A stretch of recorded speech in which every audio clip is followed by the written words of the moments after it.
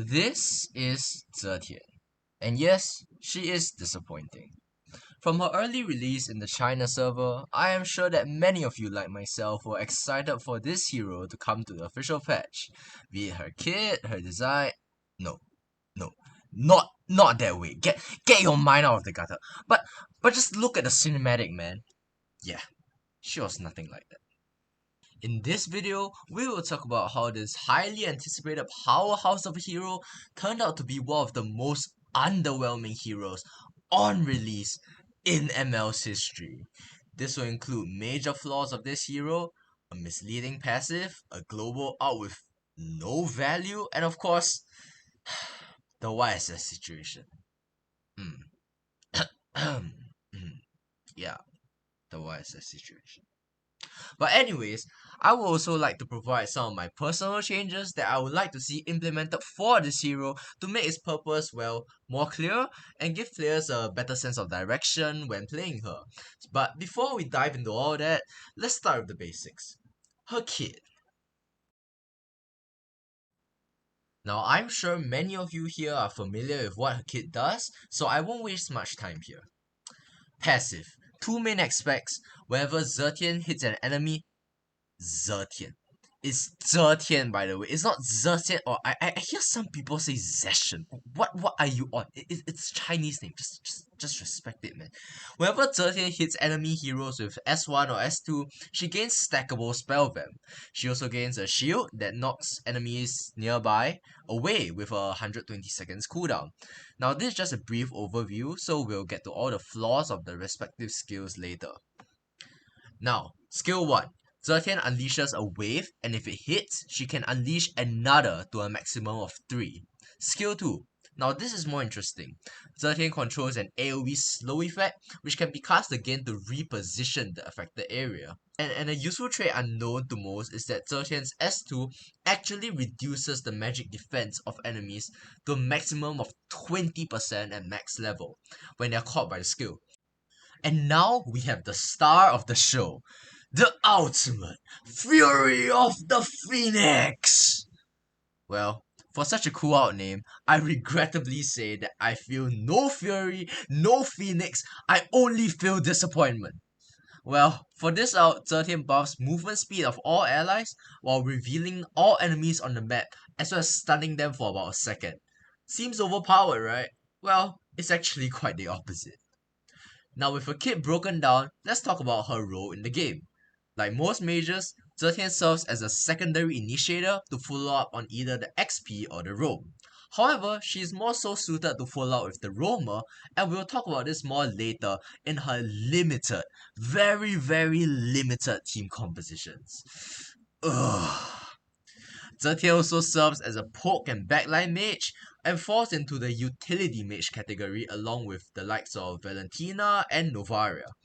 These mages do not serve to provide damage to the team, but rather help the team in other ways, such as opening the map or playing towards them by providing benefits. When Zetian was first announced, she was being compared to a combination of 3 heroes. That's not a good thing in a MOBA game, by the way. First was Farsa, with both their S1 and S2 being quite similar. Then there was Melissa with their shield mechanics, a useless one at that.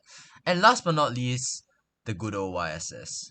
Now let's talk about the YSS situation. Before we proceed, here's a quick little disclaimer. I acknowledge that I've been sounding rather harsh towards Zetian so far, and you will continue to view some of the other criticisms that I might have regarding this hero. However, this does not imply anything, and I would like this video and this coaching series in general to be opportunities to level up your ML gameplay and provide you a different perspective of ML in general. So with that in mind, let's continue. The YSS situation is an interesting topic at that, one that inspired me to make this video in the first place. I woke up one day and just started thinking, how did it get to this even? Story time! Long time ago, this was what YSS's ulti looked like. Looks familiar? That's right, it's almost a replica of the current Zetian's ult. When Zetian was made available to the global players, Moonton had to optimize YSS to prevent an overlapping of skills between the ults. Good move by the way. Brawl Stars, Please learn. Thus, with the release of Zetian, they revamped YSS, and here comes the irony. YSS was the one that became game-breaking with a consistent form of CC from his ultimate, yet Zetian, whom the adjustment was made for, completely bit the short end of the stick. Is it not mind-boggling? This is why game companies prevent using old tech that they feel don't really work well for the game as a template for these newer heroes. It just makes the game less healthy in general. And that was the YSS situation in a nutshell. I will be making more comparisons between Zetian and YSS later on in the video, so please stay tuned for that.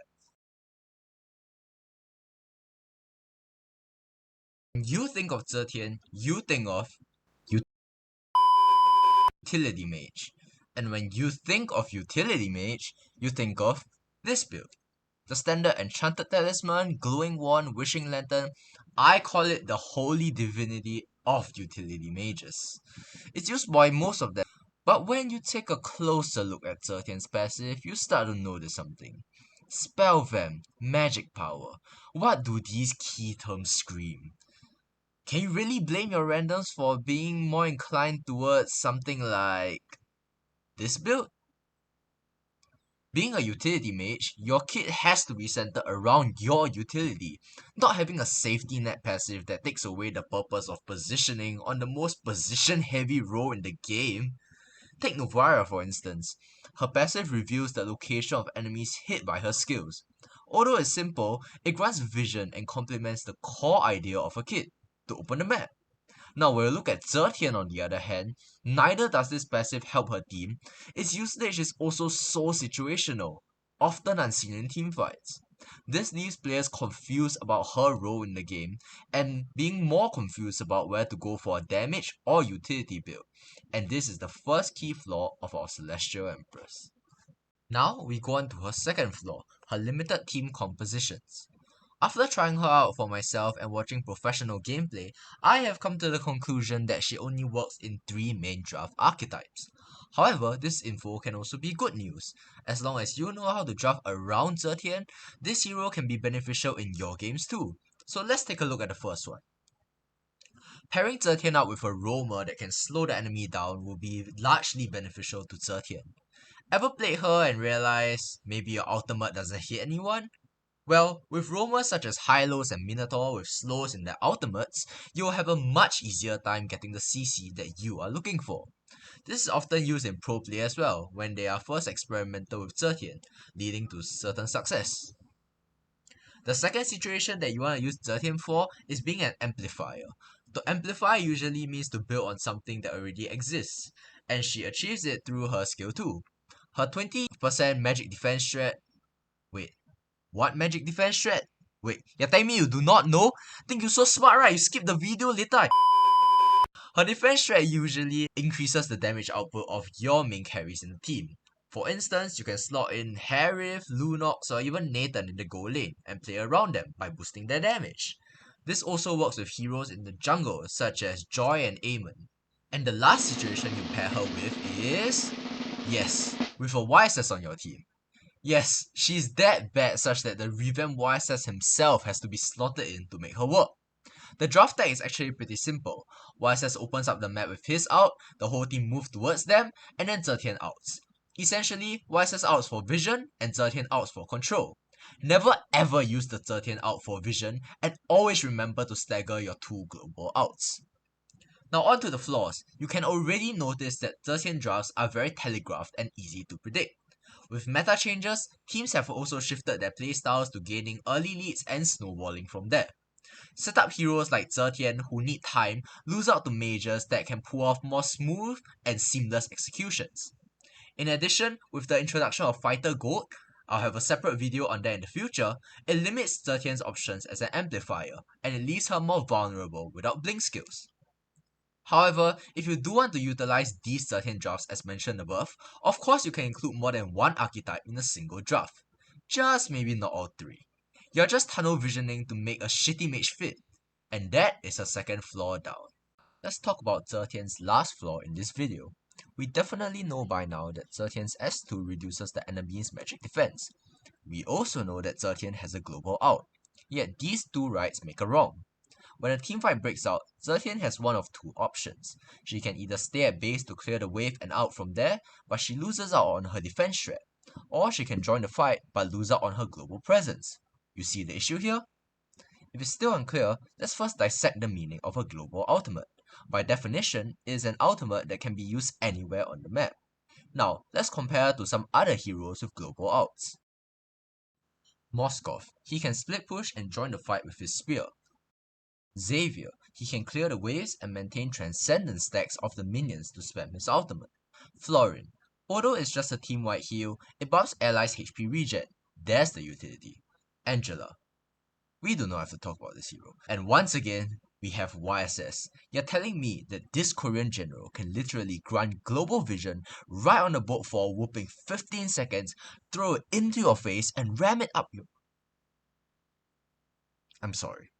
But again, it's not the other global heroes that are overpowered, it's simply Zetian that is lackluster. Her kit simply does not complement the global ult playstyle, making players choose to either forego the benefit from S2 or her ultimate.